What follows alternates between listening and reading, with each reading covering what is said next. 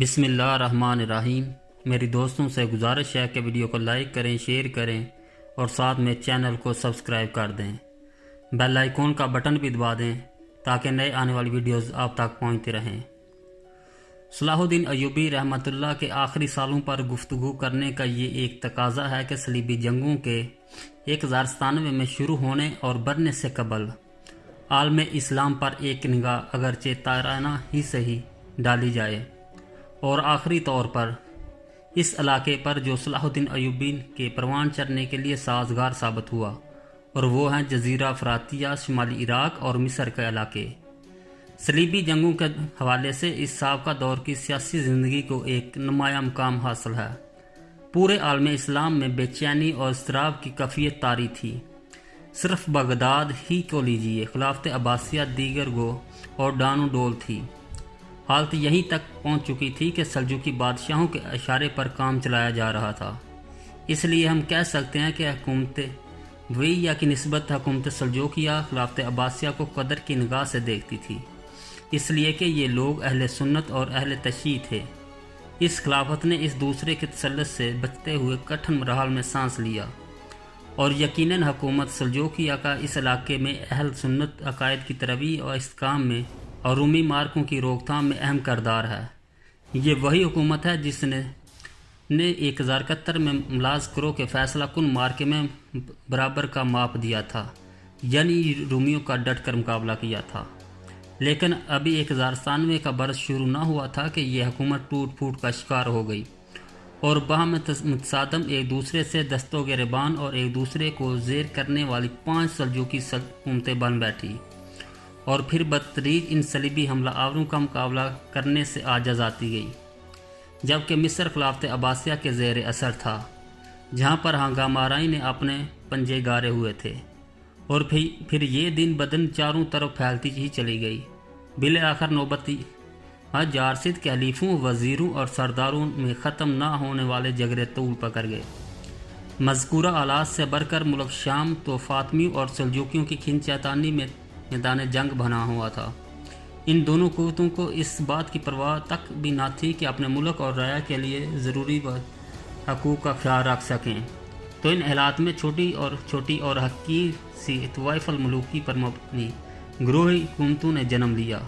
کچھ تو ایسی بھی تھی جن کے پاس ایک قلعے سے زیادہ اور تھوڑی سی زمین کے ٹکڑے کے سوا کچھ بھی نہ تھا۔ یہ عجیب و غریب حکمران آپس میں ایک دوسرے کے خلاف جھگڑنے اور ظلم زیادتی کرنے والے بنتے چلے گئے۔ ابو شامہ کے بقول کسی کا اپنے پیٹ اور شرمگاہ سے آگے کوئی پروگرام نہ تھا۔ پہلی صلیبی جنگ اور سقوط بیت المقدس۔ 5ویں صدی ہجری کے آخر میں جب کہ خلافت عباسیہ زوال پذیر تھی اور امت مسلمہ مختلف ٹکڑوں میں بٹ کر کمزور ہو چکی تھی، مسیح قوم کو اپنی ناپاک آرزو کی تکمیل کا موقع مل گیا۔ میڈیا وار کے تحت پطرس راہب نے مسلمانوں کے مظالم کی فرضی داستانیں سنا کر پورے یورپ میں اشتعال پیدا کر دیا، اور مسیح دنیا کو ایک سرے سے دوسرے سرے تک آگ لگا دی۔ پوپ اربن دوم نے اس جنگ کو صلیبی جنگ کا نام دیا، اور اس میں شرکت کرنے والوں کے گناہوں کی معافی اور ان کے جنتی ہونے کا مسودہ سنایا۔ زبردست تیاریوں کے بعد فرانس، انگلینڈ، اٹلی، جرمنی، دیگر یورپی ممالک کی فوج پر مشتمل 13 لاکھ افراد کا سیلاب عالم اسلام کی سرحدوں پر ٹوٹ پڑا۔ رابرٹ نارمنڈ، گاڈفری اور ریمون تولزوی جیسے مشہور یورپی فرمانروا بپھری ہوئی افواج کی قیادت کر رہے تھے۔ شام اور فلسطین کے ساحلی شہروں پر قبضہ کرنے اور وہاں 1 لاکھ سے زائد افراد کا قتل عام کرنے کے بعد شعبان 496 جولائی 1099 میں صلیبی افواج نے 42 دن کے محاصرے کے بعد بیت المقدس پر قبضہ کر لیا اور وہاں خون کی ندیاں بہا دی۔ فرانسیسی مورخ میشو کے بقول صلیبیوں نے ایسے تعصب کا ثبوت دیا جس کی مثال نہیں ملتی۔ عربوں کو اونچے اونچے برجوں اور مکانوں کی چھت سے گرایا گیا، آگ میں زندہ جلایا گیا، گھروں سے نکال کر میدانوں میں جانوروں کی طرح گھسیٹا گیا۔ صلیبی جنگجو مسلمانوں کو مقتول مسلمانوں کی لاشوں پر لے جا کر قتل کرتے۔ کئی ہفتوں تک قتل عام کا یہ سلسلہ جاری رہا۔ 70,000 سے زائد مسلمان صرف مسجد اقصیٰ میں تہ بتہ کیے گئے۔ عالم اسلام پر نصرانی حکمرانوں کی یہ وحشیانہ یلغار تاریخ میں پہلی صلیبی جنگ کے نام سے مشہور ہے۔ عیسائی کمانڈروں نے فتح کے بعد یورپ کو خوشخبری کا پیغام بھجوایا اور اس میں لکھا، اگر آپ اپنے دشمن کے ساتھ ہمارا سلوک معلوم کرنا چاہیں تو مختصر اتنا لکھ دینا کافی ہے کہ ہمارے سپاہی حضرت سلیمان علیہ السلام کے مبدع مسجد اقصی میں داخل ہوئے تو ان کے گھٹنوں تک مسلمانوں کا خون تھا۔ بیت المقدس کے سقوط کے بعد مسیحی اقوام نے مقبوضہ شام فلسطین کو تقسیم کر کے القدس، طرابلس، انطاکیہ اور یافا کے 4 مستقل صلیبی ریاستیں قائم کر لیں۔ حالات نہایت پرخطر تھے۔ عالم اسلام کی اکثر حکمران خانہ جنگوں میں مست تھے۔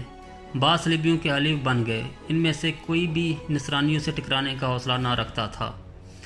ایک سال میں 3 صلیبی حکومتوں کا قیام کیا گیا۔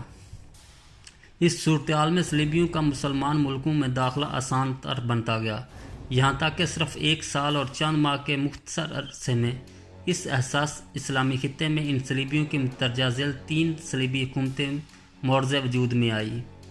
راہ کی حکومت جو 10 مارچ 1098 کو قائم کی گئی، انطاکیہ کی حکومت اس سال ہی حزیران میں قائم ہوئی جس نے القدس شہر پر قبضہ کر لیا۔ پھر 1099 میں القدس شہر میں اس حکومت کو منتقل کر دیا گیا۔ پھر یہ شہر صلیبیوں کے ہاتھوں میں ہی چلتا آیا، یہاں تک کہ 88 برس بعد صلاح الدین ایوبی رحمۃ اللہ علیہ نے 1187 میں ان سے واپس لیا۔ طرابلس کی حکومت یہ 1109 میں بنائی گئی۔